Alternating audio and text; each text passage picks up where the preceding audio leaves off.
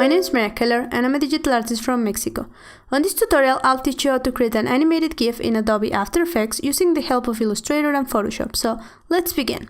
So the first thing I did was open Illustrator, and in here I just created a document that is 800 by 600. So please do that if you want to follow along with me. And now I'm going to go to my pen tool or press P on my keyboard. And I'm just going to make a point by clicking there. Then make another point and drag to create a curve. And then make another point and drag again. So I have something like this. Now I have to make sure that both my anchor points are aligned. So I could select my direct selection tool by clicking here or using the shortcut A. And now here on the top, make sure that I'm aligning to my selection and press horizontal align center. Next, I'm going to go here and find my rotate tool, click and again to find the reflect tool, then make a point there and just reflect it by pressing Alt and Shift. Now, if I want to make sure that they are actually touching and they don't have any spacing, all I have to do is select both of them, go to Window, Align, find these options, click again on one of the parts to make it a key object, and here on Distributed Spacing, just click here on this horizontal distributed space. Now with my direct selection tool by pressing A, I can select both anchor points and go here to connected and selected endpoints. And do the same for the ones on the bottom. Next, I can make my heart a little bit bigger and fill it with this red color. I had already selected my colors in advance, but feel free to use the same ones that I have here or pick your own colors. Now make sure that you align your shape to the center. And now let's go to our ellipse tool and create an ellipse. And here on the top, I can input the values of the exact shape that I want. So I'm going to make one that is 22 by 33. And then I'm going to fill it with this purple color. I'm going to zoom in by pressing Ctrl+, make another circle, this time pressing Shift to make it a circle. And you can see that this is 12 by 12. Fill it with white. Make sure that both shapes are aligned. So this is something that I always do with my shapes. With my direct selection tool, I can select the bottom anchor point and move it to the top. Then I'm going to make a smaller circle again by pressing Shift and using my ellipse tool. This is 8 by 8 and fill it with white. Now I'm going to position these shapes on the right place. And there you go, I have my eye. Now I can select everything, then click again on my heart to deselect it and just go Object Group. Now while pressing Alt and Shift, I can create a copy. And I can select both eyes and go again Object Group. Now let's align everything to the center by clicking and making the circle the key object. Next, I'm going to create a circle. So again, using my ellipse tool or pressing L on my keyboard, I can create a circle by pressing Shift. And this one is going to be a circle. So I'm going to link both values. It's going to be a 100 pixel circle. I'm going to select my direct selection tool and press Delete to delete the top anchor point and unite the top anchor points. I'm going to pick with my eyedropper the purple color, and then using my pen tool, I'm going to make the tongue, so just a couple anchor points right there. And I'm going to close my shape, fill it with pink, and use my direct selection tool to refine my points. So once that's done, I'm going to select it, go Edit, Cut, or you could use the shortcut Ctrl+X, select my shape and go here to Draw Inside. Now go again to Edit and Paste in Place. You can see that now the object has been masked and I can still make some refinements even if it's inside. So I can move it around and move it a little bit to the bottom.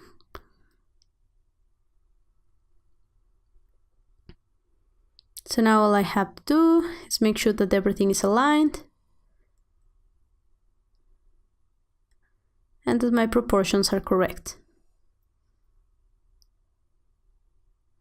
So once that I have everything in place, I'm going to go to my layers and click here to create a new layer. Now all I have to do is select my heart, go here to my layers and find this little square here on the right. And all I have to do is click and drag it on the other layer. So now you can see that the heart is on the other layer and the face is on the bottom one. I'm going to double click on it to rename it. This one is going to be heart. and the other one is going to be face. So all I have to do is simply save my file, and I'm ready to go into After Effects. So I'm going to go and open After Effects, and here on Project, I'm going to double click, and I'm going to bring my heart file. And here, all I have to do is make sure that I select Composition and my footage dimensions as layer size. Now here's my layer comp. I'm going to right click and go Composition Settings, and here I'm going to make sure that my width and my height are 500 by 500, that my frame rate is 30, and my duration, I'm going to make it smaller, so 90 is good. And once you do that, press OK, double click, and you're going to go and see your composition. Now select a layer and press S to bring the scale. Now here I'm going to reduce this one to 50, or maybe 60. And I'm going to do the same with the face using my shortcut S. Now that this is in the right size, I can begin my animation. So to do that, we're going to be using particles. And the first thing we need to do is a place where the particles are going to be. So I'm going to go here to Layer, I'm going to go New and Solid. And I'm going to create a new solid. The color really doesn't matter. And just drag it on the bottom here on your layers. Now select it. Now let's go here to Window. And let's go and find Effects and Presets. This window is going to appear, and in here you can type any effect that you want. So we're going to go CC P, and with this we find the particle world. We're going to drag it and drop it onto the white solid. And if I press my spacebar, you can see a little preview of what is happening, which is not what I want at all. So I'm going to change my settings here on the particle world. First, I'm going to change the particle, so I'm going to open this, and here is particle type instead of line. I'm going to go to Texture Quad Polygon. And now if I press my spacebar, nothing is happening, and I can go and assign my texture so something happens. And here I'm going to select my heart.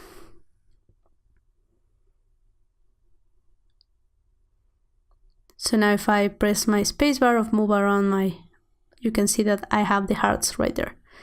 Now I'm gonna change the physics. So explosive is fine. I'm gonna change my velocity to 0.25, and I'm gonna make everything else 0.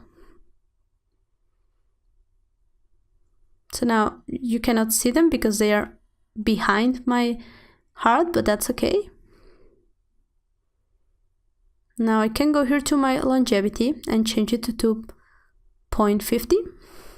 So now you can see them because they are living longer. And now let's change our birth rate. But first, let's play with our particle.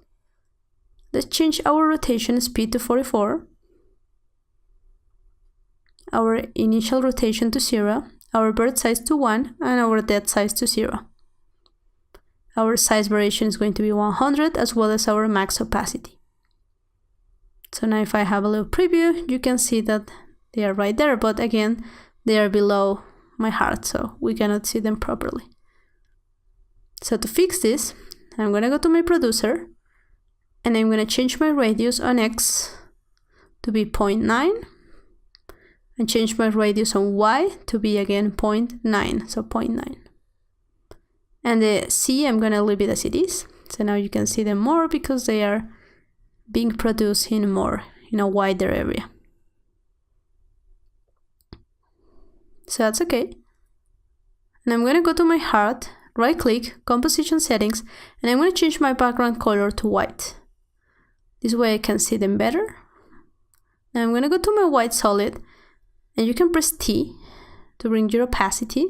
And I'm going to bring down my opacity to 25. So we see our particles, but they are not as bright as they were before. So now it's good, but you can see that if I go to the end, a big bump is happening. This is not looping, and that is not something that I want. So I'm going to go to my white solid to bring my particle world back. And I'm going to keyframe my birth rate. Now, if you want to see your keyframes, all you have to do is press U. Now I'm going to go to frame 30 and frame 0 and create keyframes. Go to frame 29 and create another keyframe. Now on frame 30, I'm going to change the value to 0. So no more particles are getting produced after this point. So you can see how They appear and then they vanish because no more particles are born after frame 30. So that's okay. And this is okay for looping, but I can take it a step further. So I'm going to select my white solid, go to frame 45, go edit, and let's go split layer. When I do that, you can see that now I have two white solids, and all I have to do is just bring that white solid to the beginning. Just go to frame 45, press N, let's make the first white solid a little bit longer, and now you can see how this is a perfect loop because the particles are looping in the same way because they are the same layer. So this is how you achieve a looping effect using particles. Now I want to add some text, so if you go to Font Squirrel and find this vanilla font, you can download it for free. And once you do it and install it, you can go to your type tool right here, and now let's type I love you. So once you do that, I'm going to make sure that I center my text here on paragraph, and my font size is going to be 28. My vanilla is the font, so that's okay. And now let's go to our align options, and if you don't see them, go to window align. Make sure that you are aligning to composition and go horizontal align center. And I'll just move it a little bit to the top. And now we have our message right there for our GIF. So right now, everything's looking great, but I want my heart to be beating.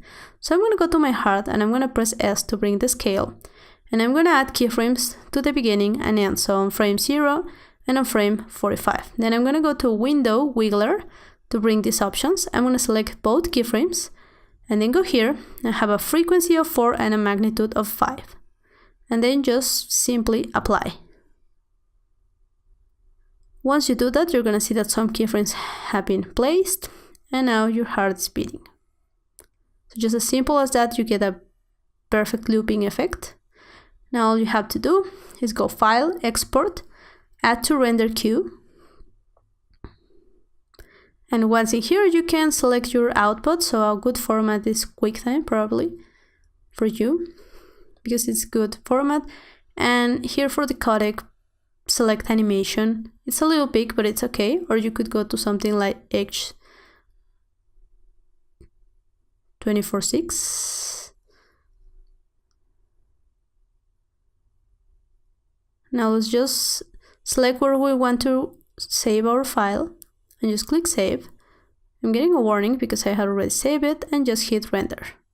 Once you do that, all you have to do is open Photoshop, and here I just open my mob file. Just open it, and then let's go to File, Export, and let's go Save for Web Legacy. In here, make sure that you select GIF. 32 colors are fine for this one because not a lot of colors are there, and the less that you pick, the better your GIF is going to be in terms of size. And make sure that your looping options are forever. So with this, you have finished your GIF. If you have any comments or questions, please leave them below. I hope you have enjoyed this tutorial. Thank you very much for watching. See you next time.